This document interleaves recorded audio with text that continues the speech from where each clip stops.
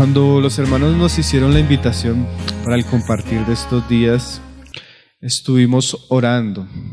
Los hermanos tenían cierta inquietud y estuvimos orando por qué era lo que el Señor quería que compartiéramos. Entonces recibimos dirección, creemos que de parte del Señor, de hablar de un asunto que la verdad nunca yo he tenido la oportunidad de profundizarlo. Lo he hablado algunas veces, especialmente con los hermanos de la localidad, pero sentí que podía profundizarlo estos días y me parece un tema muy adecuado para el tipo de evento.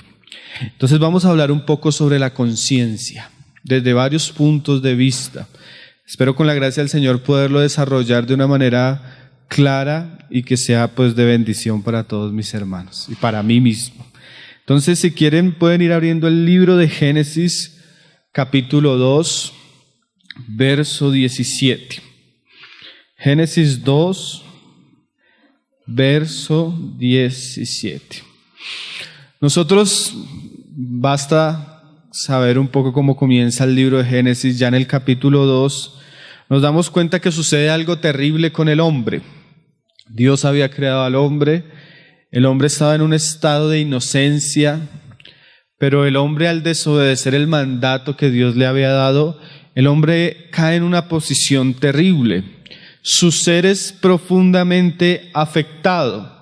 Y vamos a ver de ahí en adelante cómo lo que Dios había dicho ciertamente se cumplió. ¿Qué era lo que Dios había dicho? Si comieres del árbol de la ciencia del bien y el mal, ciertamente moriréis. Y nosotros vemos que Adán y Eva en desobediencia a Dios cometen tal pecado. Y lo que Dios había dicho pues se cumplió. Y el hombre perdió su comunión con Dios y quedó en un estado de muerte que progresivamente se fue evidenciando. Ese estado de muerte afectó al hombre drásticamente. Nosotros pues lo vemos día a día. Las consecuencias de esa muerte sobre el hombre han sido terribles y lo veremos por la eternidad. Pero a pesar de la caída, Dios en su infinito amor deja ciertos aspectos o rasgos o una huella en aquel hombre que Él ha creado a su imagen y semejanza. Ciertamente es que después de la caída el hombre ya no se puede salvar por sí mismo. Ni siquiera lo que vamos a hablar hoy es para salvación. Lo que queremos hablar por ahora en este primer tiempo es la importancia de la conciencia y conocer qué es eso de la conciencia y qué papel juega en el hombre después de la caída. Difícilmente podemos explicar el asunto antes de la caída, pero sí podemos ver el papel que ahora juega la conciencia en el ser del hombre después de la caída. Génesis 2:17 dice que mas del árbol de la ciencia del bien y el mal no comeréis, porque el día que de él comieres, ciertamente morirás. Y eso sucedió. Ahí en el capítulo siguiente, en el verso 3:6, dice que, y vio la mujer que el árbol era bueno para comer y que era agradable a los ojos, y árbol codiciable para alcanzar sabiduría, y tomó de su fruto y comió y dio también a su marido, el cual comió así como ella. Entonces fueron abiertos los ojos de ambos y conocieron que estaban desnudos. Entonces cosieron hojas de higuera y se hicieron delantales. Inmediatamente ellos comen, pasan a una realidad que no conocían. Y al ver esta realidad, comienza a sentir el hombre algo muy que sale mucho a la luz en este pasaje. Y es que el hombre comienza a sentir una vergüenza que él antes no sentía, un juicio que él antes no percibía. Y esa vergüenza y ese juicio pues es fruto de lo que acababan de hacer. Pero curiosamente no era porque alguien los estaba señalando externamente, sino que inmediatamente ellos comen, una alarma surge en ellos, se manifiesta, les muestra que ya no son los mismos que eran, les muestra que ya no están en la condición que estaban y les muestran que ya no están bien delante de Dios. ¿Qué fue lo que sucedió? al hombre pecar, sale a la luz una realidad interior que Dios había puesto en el ser del hombre. Y esa realidad interior denuncia y condena la situación en la que se encuentra el hombre. Esa realidad interior, invisible, se llama conciencia. Entonces vamos a hablar un poco de lo que es la conciencia. Algunos hermanos han llamado la conciencia la ventana de la luz divina en el hombre. Dios dejó en su misericordia una huella en nosotros que sería el freno que Él dejaría al hombre en su naturaleza caída. Gracias a ese freno que Dios puso en el interior, el hombre puede pesar y juzgar y recibir un testimonio interno de lo que Él hace.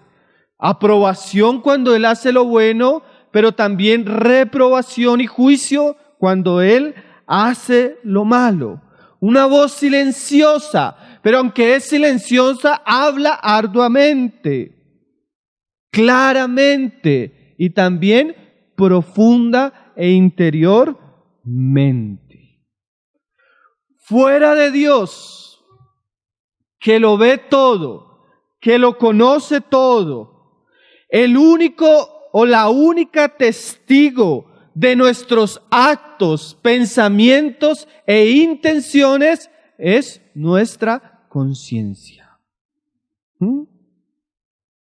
También va a ser ella una de las grandes testigos cuando los hombres se presenten delante de Dios.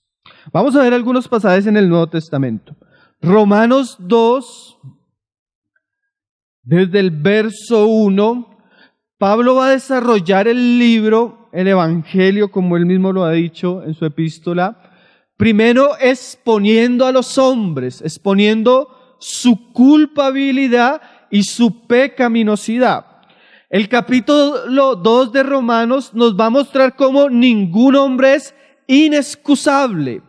Pero Pablo sabe que él está dirigiendo su libro a un auditorio compuesto por judíos y por gentiles. Entonces Pablo va a exponer la manera como Dios va a juzgar a los judíos y a los gentiles. Pero Pablo sabe claramente que al grupo de gentiles especialmente que él se refiere, de paganos, son personas que no tuvieron la oportunidad como lo tuvo Israel de tener una ley tal como se la dio Dios a Moisés. Entonces Pablo nos va a mostrar la manera como Dios juzgaría a un hombre que nunca tuvo la oportunidad de recibir un testimonio claro y escrito como lo hicieron los judíos. Y el testimonio que Pablo va a usar, como vamos a leerlo, es la conciencia. Pero antes, leamos el verso 1. Dice, por lo cual eres inexcusable. O sea, delante de Dios, en el día del juicio, ningún hombre va a tener excusa. Ningún hombre va a decir es que, Señor, no, porque Pablo, como viene diciendo, primero tenemos un gran testigo, que es la creación. La creación da testimonio de que hay un creador que es poderoso, que diseñó, que regula todas las cosas y que algún día los hombres, aunque nunca hayan tenido la posibilidad de escuchar el Evangelio o aunque nunca hayan tenido la posibilidad de tener una revelación escrita como la que encontramos en las Escrituras, la misma naturaleza es un sello del ser divino. Pero además de ese testigo que Dios presenta y viene presentando a través de lo que Pablo viene diciendo, Pablo va a poner otro testigo, que más adelante lo vemos desde el verso 13. Dice, 13, porque no son los oidores de la ley los justos ante Dios, sino los hacedores de la ley serán justificados. ¿Qué está diciendo Pablo? Él va a explicarlo en el verso siguiente. Porque cuando los gentiles que no tienen ley Mira lo que dice Pablo. Pablo está hablando de un grupo de personas que nunca escucharon a Moisés, nunca escucharon a los profetas. Es más, tal vez nunca escucharon a Jesucristo, ni las palabras, ni los escritos de los apóstoles. Señor, entonces, ¿cómo tú vas a juzgar una tribu indígena a la que no han llegado los misioneros? Señor, ¿tú cómo vas a juzgar un pueblo pagano al cual no tuvo acceso a las escrituras? ¿Cómo tú los vas a juzgar ese día? Pero mira lo que dice Pablo, dice, porque cuando los gentiles que no tienen ley hacen por naturaleza lo que es de la ley, estos, aunque no tengan ley claramente escrita, Moisés, son ley para sí mismos. ¿Pero cómo? Mostrando la obra de la ley escrita en sus corazones. O sea que aunque hay hombres que no pudieron recibir la ley escrita, como lo trajo el ministerio de Moisés y el antiguo pacto, Pablo nos dice que hay hombres paganos, gentiles, sin conocimiento escrito de Dios, una revelación clara de Dios. La palabra nos muestra que estos hombres, aunque no tenían una ley escrita externamente, ¿ya existía una ley escrita? Ya existía una ley escrita, ¿dónde? En sus corazones. Y la fuente o el lugar preciso del corazón donde está escrito es, como lo vamos a leer ahí, la conciencia. Dice, dando testimonio su conciencia. O sea que Dios dejó una voz en nuestro corazón que habla, que da testimonio, que es ajena y diferente a nuestra voluntad, de tal manera que cualquier hombre, en cualquier lugar, con el mínimo conocimiento, solo el de la naturaleza acerca de Dios, puede, al cometer un acto, al tener un pensamiento, tiene una voz interior que le habla y que le dice. ¿Qué le dice? Mira lo que dice Pablo. Acusándoles o defendiéndoles sus razonamientos. Entonces, esa es la conciencia, aquella voz interna que Dios ha dejado en los hombres, que sirve como juez del hombre mismo, que aprueba lo que el hombre hace o piensa o razona o lo desaprueba. Es tal que en cualquier época, un hombre al cometer un asesinato, aunque nadie lo haya visto, aunque no tenga testigos, aunque tal vez las leyes o la cultura lo apruebe, él va a interiormente sentir una desaprobación. Y esa desaprobación es la voz que Dios ha dejado a nuestra conciencia. Todo hombre delante del juicio de Dios no va a tener excusa, porque Dios le ha hablado una y otra vez a través de la voz de su conciencia. ¿Quién de nosotros podría levantar la mano y decir, yo no lo he escuchado? Esto es tan del hombre que yo sé que usted está percibiendo en este momento tal realidad en su vida. Como cuando el hombre entra al supermercado, ve algo, lo roba, mira para un lado, mira para el otro, piensa que nadie lo está viendo, pero por dentro él siente algo que le dice que está haciendo mal. Todos nosotros hemos sentido una y otra vez esa voz. Y la manera como el hombre responda a esa voz, según lo que Pablo nos está diciendo, le culpará en el juicio o le hará inocente. Claro, Es evidente que Dios no va a juzgar a una tribu pagana que nunca tuvo la ley de Dios, que nunca tuvo el Evangelio de Jesucristo, de la misma manera que va a juzgar a un pueblo como Israel que tuvo la ley, que recibió al Mesías y que recibió el Evangelio de gracia. ¿Sí? ¿Sí me estoy haciendo entender? Pero queremos resaltar, antes de entrar en algunos asuntos, primeramente, ¿qué es la conciencia y las funciones que ella tiene en nosotros? Dice, acusándoles o defendiéndoles sus razonamientos en el día que Dios juzgará por Jesucristo los secretos de los hombres conforme a mi evangelio. Entonces, esta conciencia escrita, como dice Pablo ahí, en nuestros corazones, es la norma, si lo podemos decir así, la norma moral de conducta que Dios ha dejado y que nos hace, por ende, responsables delante de Dios de nuestros actos. No solo de nuestros actos, de nuestros pensamientos y de nuestras intenciones. El asunto es tal que a pesar, como lo vamos a ver ahorita, de que los hombres se levanten en oposición contra esa conciencia, ella es inalterable.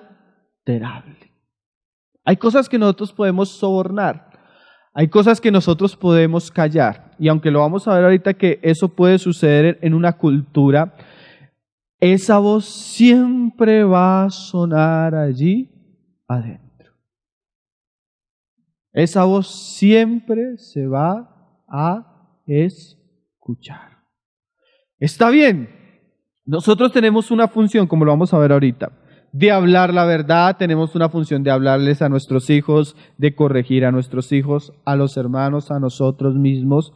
Pero aunque se callare la voz del predicador, aunque no estuviera la Biblia en algunos lugares, ni llegare, esa voz que Dios ha dejado se ha escuchado, se sigue escuchando y se seguirá escuchando. ¿Cuántas veces usted le decía a su papá o al hermano, no quiero, y usted tapa los oídos y sale de la reunión o sale de su casa, y usted por dentro todavía sigue sintiendo el juicio, el testimonio? ¿Qué asunto, no? La definición de conciencia en teología y ética cristiana es esta. Dice, la conciencia es el término que hace referencia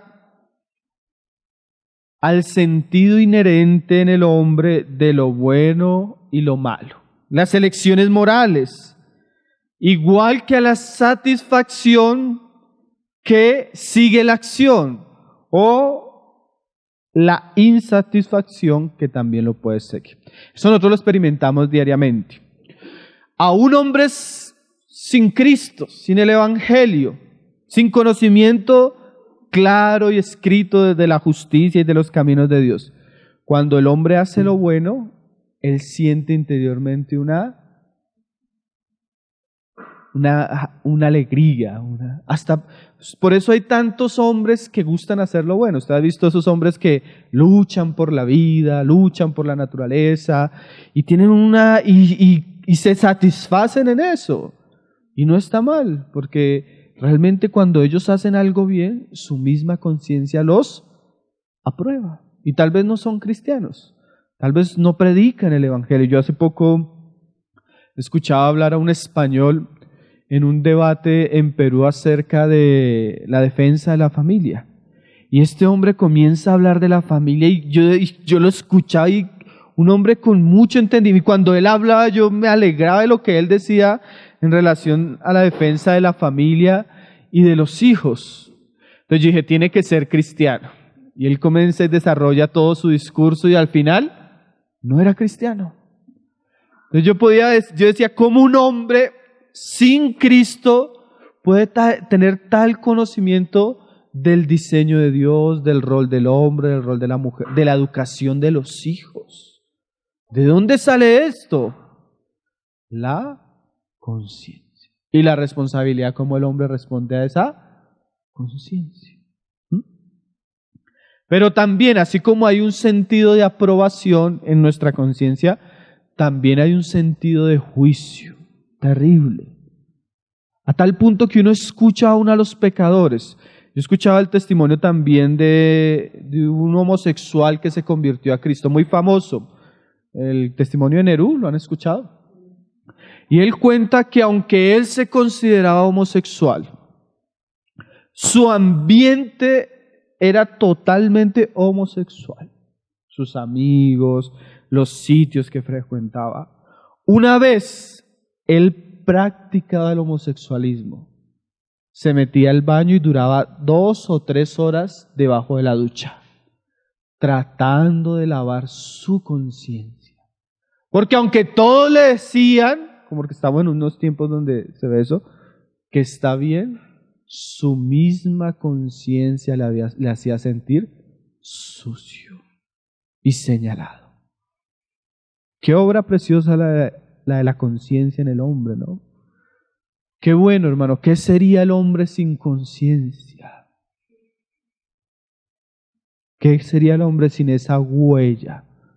Los hermanos decían, es como esa pequeña ventana que Dios dejó en el hombre para que entrara su luz. El hermano John MacArthur, él daba un ejemplo, que ellos llegaron alguna vez a conocer una tribu africana donde cuando se cometía un delito se traía a los hombres de la tribu y se ponían en fila. Entonces, cuando el hombre está nervioso, yo no sé si sea así, pero él lo explica así. Hay un efecto en el hombre y es que se le seca la lengua, ¿sí? Entonces pasaban uno por uno probando a ver si la lengua estaba seca, con un cuchillo caliente. Entonces, si la lengua estaba seca, ese era el culpable. Entonces decía el hermano, ¿quién puede hacer que la lengua se le seque a un hombre si no es su conciencia? ¿Qué cosas, no? Y esto es muy importante, porque por eso a veces el evangelio es tan claro, hermano, porque cuando nosotros hablamos el evangelio y la verdad, aunque usted no lo haya conocido, usted siente por dentro algo que le dice, así es. ¿No le ha pasado? Así es. Usted dice, claro, pero es un claro como si ya lo supiera. ¿Sí me va a entender? Aún sin saberlo. Y es esa ley escrita en los corazones. Aún también sucede lo contrario. Cuando usted ve algo que está mal, y usted, aunque todo le quiera decir que está bien, pero usted sabe que está mal, ¿qué es esa voz? Su conciencia. Entonces es un gran don que Dios le dio a los hombres. Y los hombres nunca deberían luchar contra su conciencia. Porque a veces el asunto no es luchar con mi papá, no es luchar con los que me predican el evangelio de Cristo, sino a veces estamos luchando contra Dios y contra nosotros mismos. Tremendo, ¿no? A veces tenemos una guerra en la cual sabemos interiormente que somos culpables y aún así no lo queremos reconocer. Señor, ayuda a los hombres, nos ayude a nosotros. Dijo otro hermano, la conciencia es la sensibilidad interior que actúa en nosotros, haciéndonos sensibles a las leyes morales de Dios, mostrándonos cuándo las estamos cumpliendo o cuándo las estamos transgrediendo.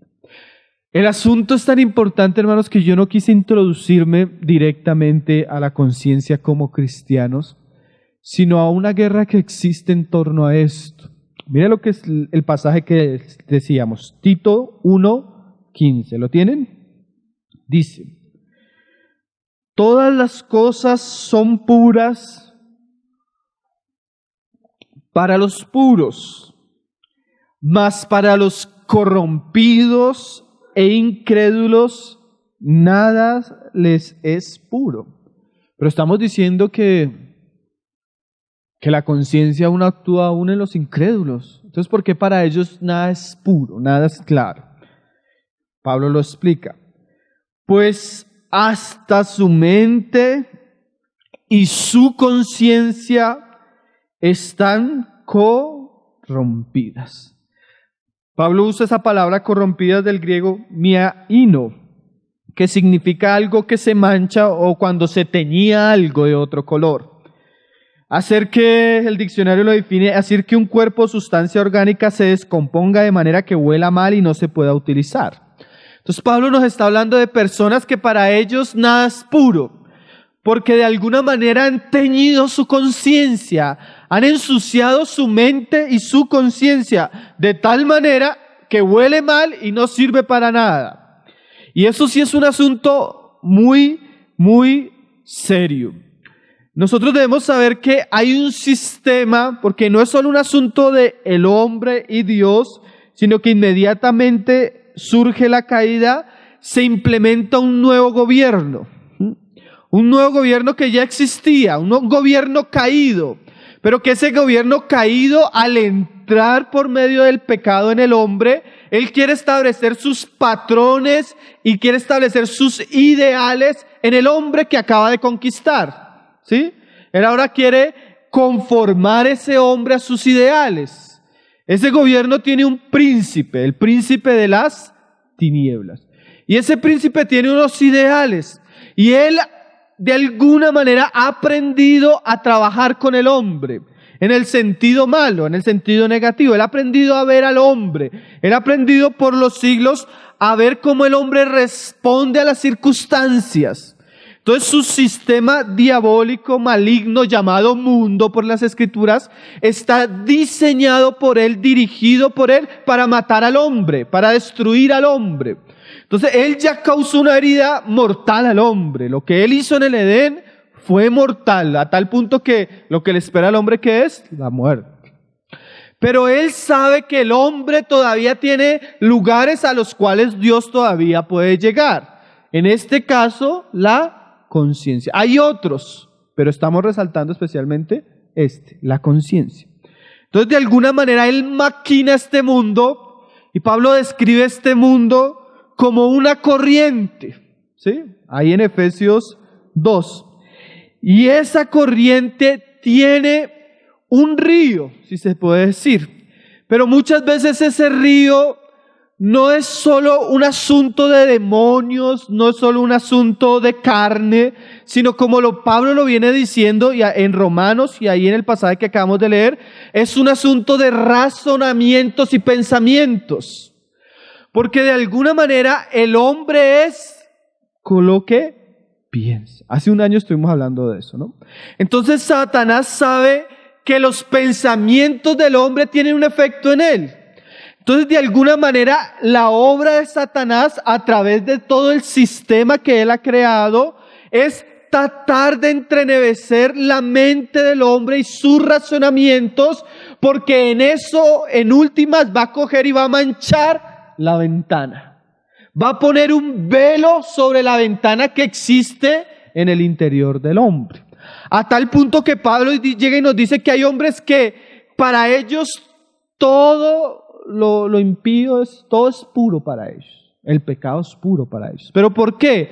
Porque su mente ha sido entenebrecida, sus razonamientos, y eso ha traído un efecto sobre sus conciencias. ¿Por qué estamos diciendo esto? Porque es de vital importancia que la iglesia, que es el ente visible que Dios ha puesto en medio de este mundo, ella pueda dar una defensa o una apología a la verdad de Dios. ¿Por qué? Porque aunque el hombre esté caído y muerto en sus pecados, él todavía tiene fuentes de luz, y una de esas es la iglesia. Y la iglesia tiene una guerra, y esa guerra es por la verdad. Y también tiene una guerra por la conciencia de los hombres, como estamos diciendo, porque estamos en un mundo que tiene muchos vientos y esos pensamientos van a tener la intención de destruir la conciencia de los hombres.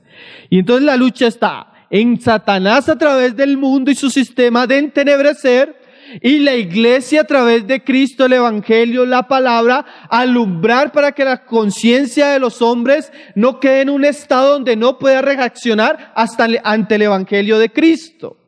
Entonces es un papel muy importante y vital el de nosotros, el de exponer la verdad, porque la verdad es la que alumbra la conciencia y lleva a las personas por medio del redarguir al arrepentimiento y la fe. Pero ¿cuál es esa guerra? Porque a veces nosotros como cristianos pensamos que la guerra solo está en el lugar donde nos reunimos. Pero la verdad es que no. La verdad es que la guerra es en el ambiente y en el mundo que vivimos. Y como decíamos, especialmente, hermano, es una guerra de racionamientos, de pensamientos, de ideales. Entonces, mira lo que dice Efesios 2, versos. Yo lo he estado diciendo, pero leámoslo. Dice, Efesios 2, verso 2. Y aquí vamos a entender un poco parte, no todo, pero parte de los roles que tenemos especialmente con el mundo. Dice, hablando de nuestra antigua manera de vivir, que estábamos en el mundo, dice, en los cuales anduvisteis en otro tiempo, siguiendo la corriente de este mundo. Como decíamos, este mundo no es pasivo, él es activo. Y a veces lo podemos comparar porque hay algunas figuras de las Escrituras que nos muestran el aspecto maligno del mundo con un río. Cuando usted se pone en un río, el río tiene una ¿qué? Corriente. Y a veces esa corriente puede ser pequeña, a veces puede ser alta. A veces hasta los ríos pequeños tienen momentos donde hay ¿qué? Crecidas. Y esa corriente a veces, cuando hay esas crecidas, uno a veces puede ver esos videos en internet donde está un río y comienza a llover allá en la montaña y de un momento a otro el río se crece y baja con ramas, árboles, piedra y todo lo que esté ahí se lo lleva. Nosotros vivimos en un mundo que no es para nada pasivo, en un mundo que lleva muchas ramas, piedras y muchas cosas están bajando con mucha fuerza. Y eso afecta a los hombres, afecta sus pensamientos, entenebrece sus pensamientos y entenebrece sus conciencias. Entonces hay un papel vital e importante de la iglesia. Y sabemos que el que está detrás de eso no es carne y sangre, sino que es un espíritu, como lo dice ahí, conforme al príncipe de la potestad del aire, el espíritu. Y mira que no solo habla de la serpiente en el Edén, sino Pablo en su presente, cuando él escribe, habla de una operación de ese espíritu.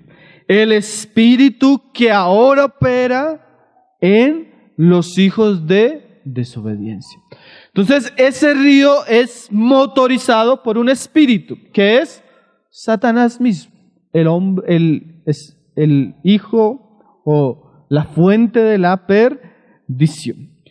Y esa fuente llega a nosotros, porque eso es lo que Pablo está diciendo. Hay una operación y esa operación llega hasta nosotros los creyentes, pero también llega a los hombres, solo que el creyente pues ya su realidad le ayuda para poder oponerse a ese mover o a esa operación del maligno. Pero la iglesia cumple un papel muy importante porque de alguna manera ella es puesta para alumbrar y especialmente alumbrar de tal manera que la conciencia de los hombres no pierda su claridad. ¿Por qué estamos diciendo esto? Porque el espíritu de la época o del mundo tiende a destruir esa parte del hombre que todavía da testimonio de Dios. Pero ¿cómo lo hace, hermano? Entonces, muy sencillo y uno lo puede ver en el diario vivir. Por ejemplo, Tenemos una cultura, por eso les decía de cultura, porque muchas veces la cultura está maquinada y está promocionada por un espíritu de maldad. Entonces, por ejemplo, nosotros tenemos en nuestros días la cultura, no sé si lo podemos llamar así, pro aborto. Algo que cualquier persona por su conciencia sabe que matar es pecado, se nos ha enseñado a través de ciertas filosofías feministas o razonamientos que la mujer tiene derecho. Y la mujer tiene derecho, pero nunca a matar. Una cultura que coge a nuestras niñas, las bombardea a través de la educación, a través de la política, en los colegios, con la televisión, el entretenimiento, y hace de nuestras pequeñas niñas madres asesinas, sin darnos cuenta. Y ellas desde pequeñas bombardeadas por un sistema de entretenimiento, por una educación pagana, por una cultura política contra Dios, comienza su conciencia a ser bombardeada y a ser insensibilizada a tal punto que ya no tiene temor ni de matar a sus propios hijos. Y alguien se tiene que parar y decir, esto no es así. Entonces la batalla no solo está en la iglesia, sino está cómo educamos, con qué principios a nuestros hijos, qué se enseña en nuestros colegios, cuáles son las leyes que se están aprobando, son de Dios, las aprueba la conciencia o tienen el fin de entenebrecer la mente de la generación en la cual estamos viviendo. Y ahí la iglesia nunca es pasiva. Y aunque la iglesia no sea un movimiento político, ni una institución de educación secular, la iglesia sí es no solo ciudadana del reino de los cielos, sino la iglesia es ciudadana de una nación. Y como ciudadanos que participamos en una democracia, que tenemos nuestros hijos en unos colegios, somos llamados a ser la conciencia de una sociedad sin Dios y que está siendo impulsada para corromper a los hombres de tal manera que su mente se pierda y así su conciencia no haya lugar para hablarles. Y es un pecado de inocencia o de ingenuidad pensar que yo envío a mi colegio, al colegio del niño, y saber que en el colegio le van a enseñar que no existe Dios, que somos el fruto de la evolución, que estamos creados para ser personas que tengamos éxito, riquezas, que nuestro valor existe en lo que obtenemos, o cómo nos peinamos, o cómo nos vemos, y pensar que a los 15, 17, 20 años, ellos se van a comportar como cristianos cuando su conciencia ha sido bombardeada. No solo en el colegio, la música, hermanos. Un niño comienza a escuchar a los 8 años Bob Marley. Comienza a ver la cultura que empapa todo este tipo de música, las adicciones, los pecados. Y no pensar que a los 15, 14 años no va a tener un efecto sobre su vida. Y no es que la música sea mala, pero cuando la música no se habla de lo puro, de lo bueno, de lo agradable, sino se habla de lo impuro, de lo inmoral, de lo aborrecible a Dios, eso va a empañar la conciencia. Tal punto que una niña de 15 años, creada a la imagen de Dios, con una dignidad intrínseca en su cuerpo, no va a tener ningún temor de acostarse con un hombre y otro. ¿Por qué? Porque la música, el entretenimiento y la influencia de la cultura ha minado los valores morales que Dios había dejado. Y es una guerra, hermanos. Usted podrá decir, y es que hay cristianos que hablan así. Hermano, es que este mundo se va a acabar. Si nosotros participábamos en política, en las discusiones acerca de educación, esto va para el mismo lado. Y es verdad, esto se va a acabar, hermano. Esto va de mal en peor. Pero cuando la iglesia pierde su agencia o su rol de ser luz en este mundo, ¿saben qué es lo más tremendo? O sea, cuando la iglesia no se para a favor de la verdad y lo que Dios ha dicho y no resplandece en el mundo, su actitud pasiva no solo evita que ellas cumplan su rol, sino que indiscutiblemente el mundo se mete a ella y él sí tiene influencia sobre ella. ¿Sí me hago entender? Cuando la iglesia no emana y no da el testimonio claro acerca de la verdad, el mundo sí no tiene esa actitud pasiva. El mundo sí está en abierta oposición y guerra contra Dios. A tal punto que cosas que aún el impío en su conciencia percibe como el homosexualismo, que es pecado, hoy en día tenemos iglesias con ministros homosexuales.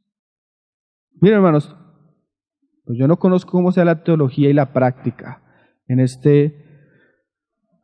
pero por ejemplo, la iglesia presbiteriana de los Estados Unidos tiene ministros homosexuales. ¿Sí? Como el mundo. Entonces, hermanos, entonces su discurso es que eso que dice Pablo era para la cultura del primer siglo, para los romanos. Ya los tiempos han avanzado, el hombre en nuestros días es diferente. ¿Sí? No, hermano. Entonces, nuestra guerra es en pro de la verdad, porque una vez la verdad de la iglesia es clara, la conciencia de los hombres va a ser clarificada. Pero una vez la iglesia no entiende su papel en medio de este mundo, el mundo poco a poco comienza a minarnos. Por eso Jesús dijo, Padre, no te pido que los saques del mundo, porque hay un papel que la iglesia juega en el mundo. Usted no necesita ser teólogo, no necesita ser pastor, no necesita predicar la palabra. Usted como padre ha sido puesto en el mundo para que una luz alumbre en su vida, la luz de Cristo de la verdad. Usted como profesor, usted como empleado, usted como miembro si lo podemos decir, de esta ciudadanía, porque aunque usted es ciudadano del reino de los cielos, también es ciudadano de esta tierra. Y ha sido puesto por Dios a dar testimonio, a hablar lo que Dios ha hablado. Ciertamente, eso no le gusta al mundo, por eso hay una guerra. Yo a veces me pongo a ver hoy en día, debates políticos en el Senado, en relación a la adopción gay, y salen los hermanos, pero también sale el mundo. Y gracias al Señor por esos pocos hermanos que están allá dándosela. Y hay que orar. Y hay que orar para que Dios levante hombres y mujeres con convicciones, de tal manera que en el área que Dios los ha preparado y los ha puesto, puedan ser luz. Porque eso va a despertar muchas conciencias, hermano. O por lo menos, no va a dejar que la conciencia de los hombres pierda su nitidez. Allá cada hombre cómo responda con su conciencia a lo que escucha. Pero nuestra lucha está en relación a eso. Imagínate, es que son ejemplos muy de nuestra época. Imagínate una corriente como la que vive nuestra cultura inmoral, sodomizada. Películas donde la sodomía es expuesta. Muñequitos para niños donde la sodomía es expuesta. ¿Qué va a pasar con esos niños que ven eso, hermanos? ¿Qué va a pasar con esos niños que son insensibilizados hacia ese tipo de pecados? Pues a los 15 y 16 años vamos a tener hombres pervertidos corriendo detrás de otros hombres. Y lo decimos muy sinceramente, aunque usted ore por ellos, si usted deja que la conciencia de sus hijos sea minada, usted va a ver el fruto de eso. Por eso cuando nosotros hablamos de que los cristianos deben ser muy serios en lo que ven en sus casas, en lo que escuchan en sus casas, la educación que le dan a sus hijos, no es porque eso los vaya a salvar. En última, lo que salva es el Evangelio, pero usted puede estar dejando que el lugar a donde entra el Evangelio, que es la conciencia de ellos, sea destruida o sea sensibilizada al Evangelio de Cristo. ¿Sí me estoy haciendo entender? No solo eso en nuestras casas, hasta en las iglesias, hermano. Cuando nosotros adoptamos un discurso de Dios es amor, y no hablamos de la justicia de Dios, de la ley de Dios, lo que Cristo enseñó por su palabra, que nuestra conciencia dice amén, dice así, creo que es Eclesiastés, cuando no se sentencia la mala obra, o sea, cuando hay pecado y nosotros no damos un testimonio claro del pecado, ¿sabe qué dice el pasaje? Los hijos de los hombres corren a cometerlo. Entonces, si en la iglesia no decimos que el matrimonio homosexual es pecado, vamos a ver ese pecado en la iglesia. Si en la iglesia no decimos que en la inmoralidad sexual es pecado, va a haber inmoralidad sexual. Si en la iglesia no decimos que el divorcio es pecado, van a abundar los divorcios. Si en la iglesia no decimos que mentir es pecado, los hermanos de alguna manera se van a volver mentirosos. Si en la iglesia decimos que la avaricia no es pecado, entonces vamos a terminar predicando el evangelio de la prosperidad. ¿Sí me hago entender? La iglesia debe levantar la ley moral de Dios de tal manera que la conciencia de los hombres responda adecuadamente. Porque si algo que es cierto es que el evangelio no llega a las emociones, aunque pongamos luces, música y la persona sea conmovida por la música, eso no trae arrepentimiento. Aunque traigamos la persona más erudita, intelectual, de tal manera que satisfaga la mente de los que nos oigan y digan cuán inteligente es ese hombre, eso no trae salvación a los hombres. Lo único que trae salvación es el evangelio, y el evangelio penetra y el lugar donde llega es a la conciencia. Bien lo dijo el hermano Watchman cuando dijo: nuestro ministerio es despertar las conciencias de los hombres hacia Dios. Bien lo dijo el hermano. Y nosotros tenemos este ministerio de parte de Dios, hermano. Qué bueno era que Juan el Bautista se parara y le dijera: Herodes, esa mujer que tú tienes, no te es lícito tenerla. ¿Qué estaba haciendo Juan? Despertando la conciencia. ¿O no? Y ahí tiene que llegar la palabra, hermanos. Con otros ingredientes, pero ahí la conciencia. Segunda de Corintios 4, verso 1. Y saben que, hermano, el mundo es muy multifacético.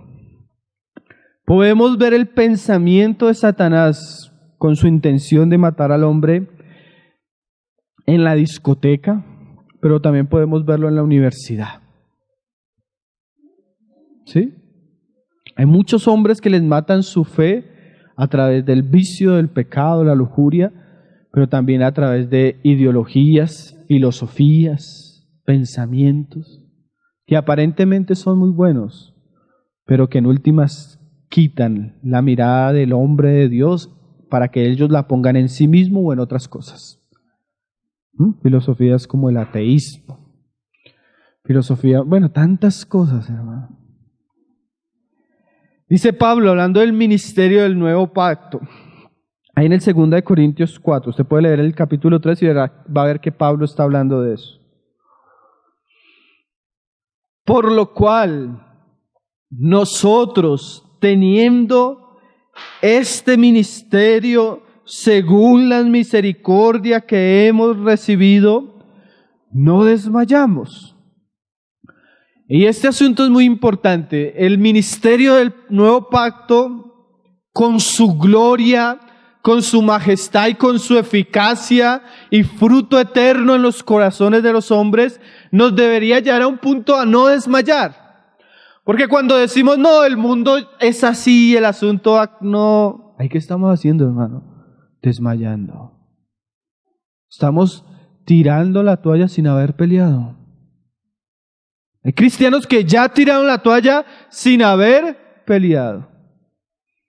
No, pero hermanos, aunque aparentemente perdiéramos, aparentemente, los frutos de este ministerio en los que oyeren y creyeren son eternos.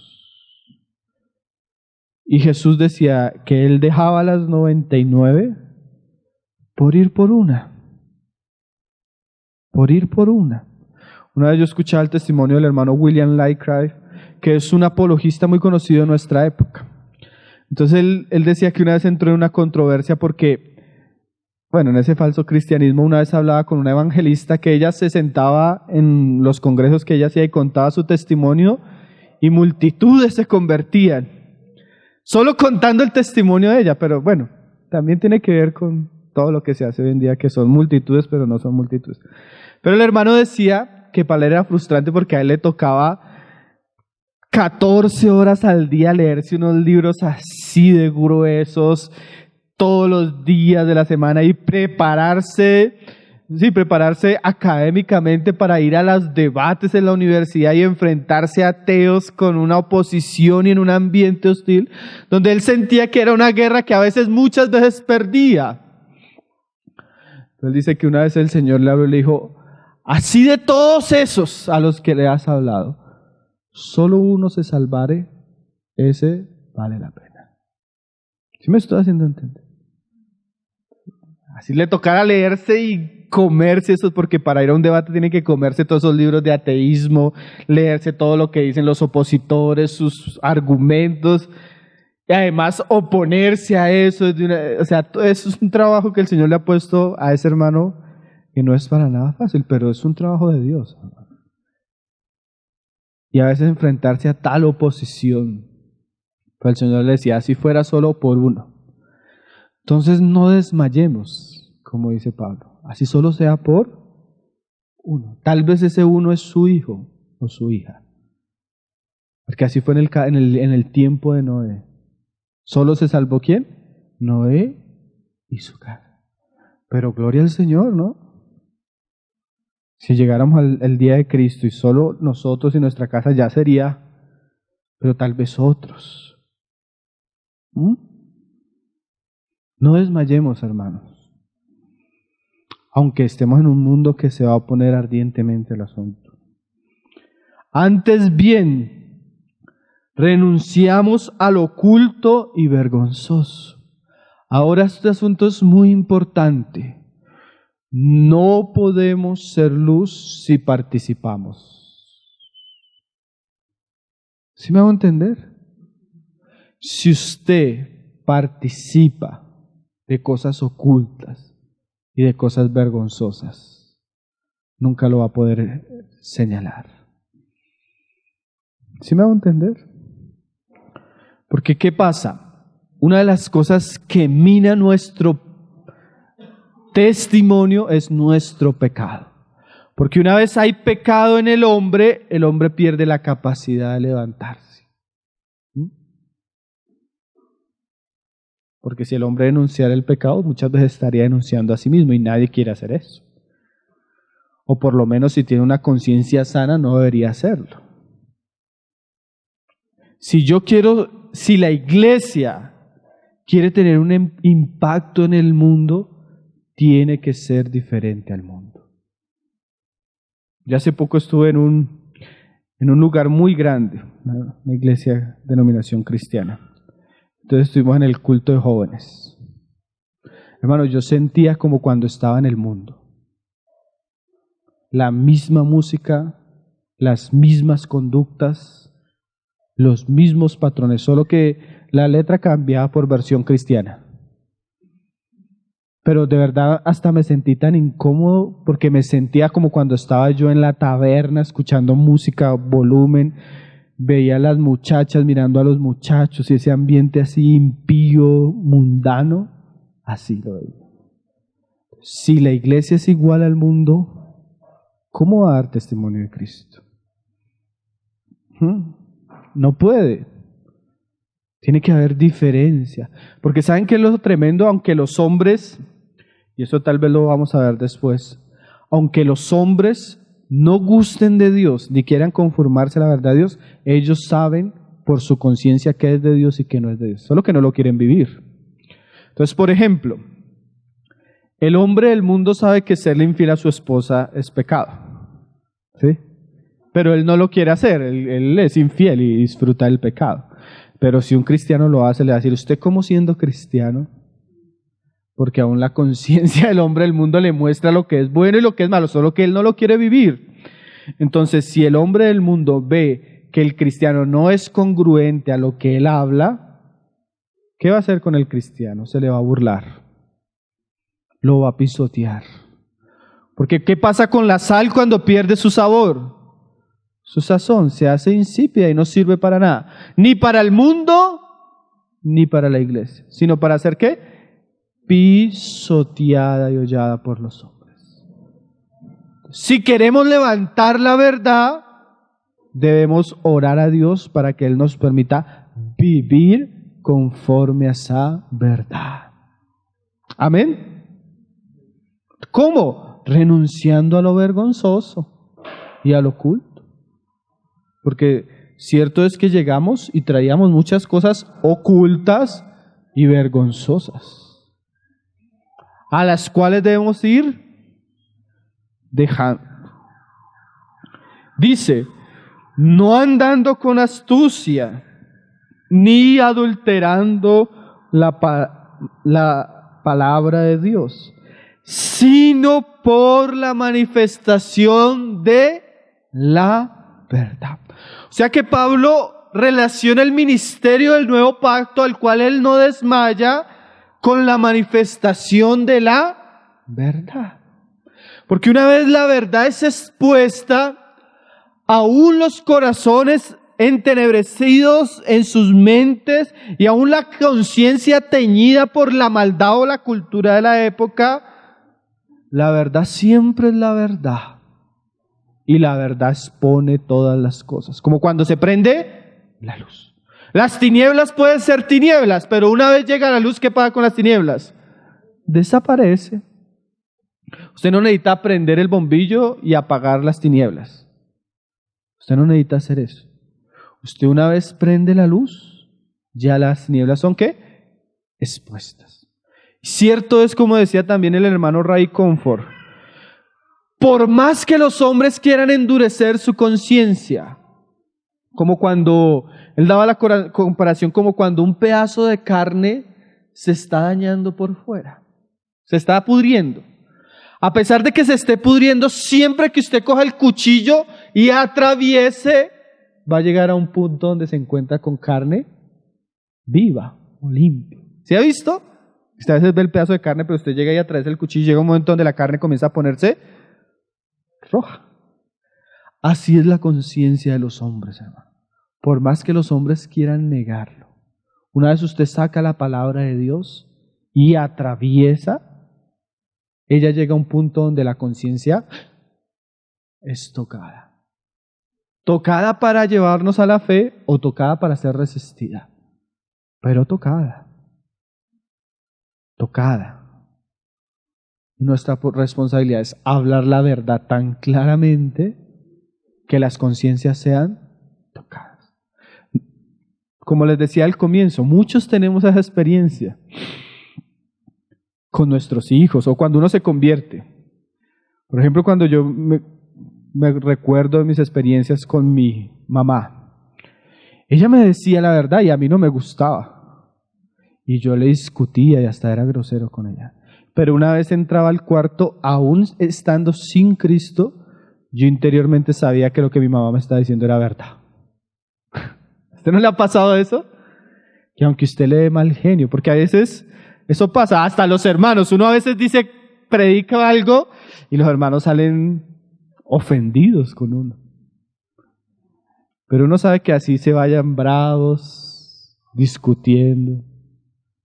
En última saben cuándo el asunto es la verdad y cuándo no. ¿Cierto o no es cierto? ¿Cierto o no es cierto? Entonces la iglesia y el ministerio del nuevo pacto debe sacar a la luz la verdad, manifestar la verdad, por amor a los hombres y por amor a la conciencia de los hombres.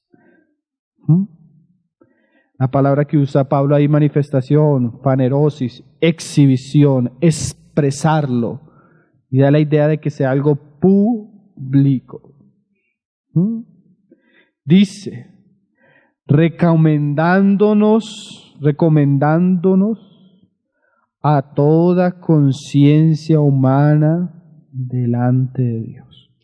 Y esa palabra que Pablo usa, recomendando, sinastamai, del griego, quiere decir sostener en un lugar o guiar algo a algún lugar. Y Pablo dice que todo esto que él está haciendo es con el fin de llevar toda conciencia a que esté ¿qué? Delante de Dios. Porque una vez la verdad es expuesta y la verdad llega a la conciencia, no solo la verdad está llegando a la conciencia está siendo dirigida a Dios. Y ese es el ministerio del nuevo